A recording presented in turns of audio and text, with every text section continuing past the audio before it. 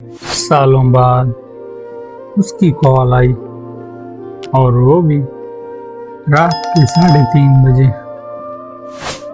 میں نیند میں تھا، کال ریسیو نہیں کی۔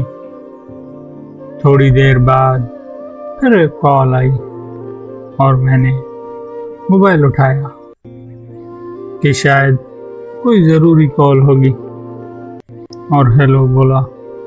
سامنے سے بھی ہیلو کی آواز آئی۔ اچانک میں بستر سے اٹھا کیونکہ آواز کچھ جانی پہچانی تھی۔ یہ آواز سنتے ہی بہت سی یادیں تازہ ہو گئیں، بہت سے زخم تازہ ہو گئے۔ میں بے چین ہو کر پھر سے ہیلو بولا۔ سامنے سے مجھے جواب دیتے ہوئے بولی، میں نے آپ کو ڈسٹرب تو نہیں کیا؟ مجھے گھبراہٹ سی ہونے لگی کہ ہاں بولیں نہ، کچھ سمجھ نہیں آ رہا تھا۔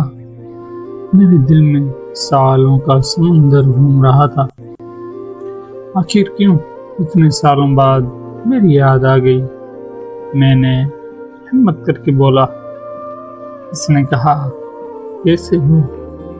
میں نے کہا، ٹھیک ہوں۔ اور میں نے کہا، تم کیسی ہو؟ تو سامنے سے روتی ہوئی آواز آئی، میں ٹھیک ہوں۔ اب میں اور بھی زیادہ الجھن میں پڑ گیا کہ یہ کیا ہو رہا ہے۔ اتنے سالوں بعد رات کو کال آتی ہے اور رونے لگ جاتی ہے۔ میں نے معلوم کیا تو پتہ چلا کہ وہ جس کے ساتھ تھی اس نے کسی اور کے لیے اسے چھوڑ دیا۔ وہ جیسے بتا رہی تھی کہ اسے روکنے کے لیے میں بہت گڑ گڑائی، اس کی منتیں کی۔ اسی طرح میں بھی ایک دن اس کے سامنے گڑ گڑایا تھا، رویا تھا۔ میری آنکھوں میں آنسو تھے اور چہرے پر مسکراہٹ تھی۔ میرے سچے پیار کی سزا اسے بخوبی ملی۔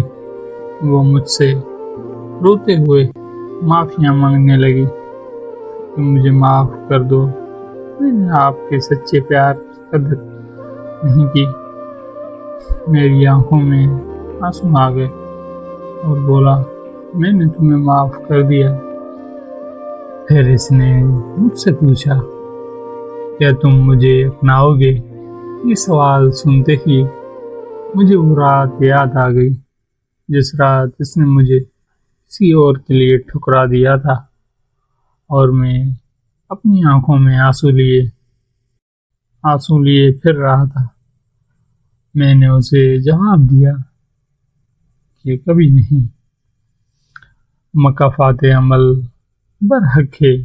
جو آنسو کل ہم نے کسی کی آنکھوں میں دیے ہوتے ہیں، وقت گھوم کر وہی آنسو ہماری آنکھوں کا مقدر بنا دیتے ہیں۔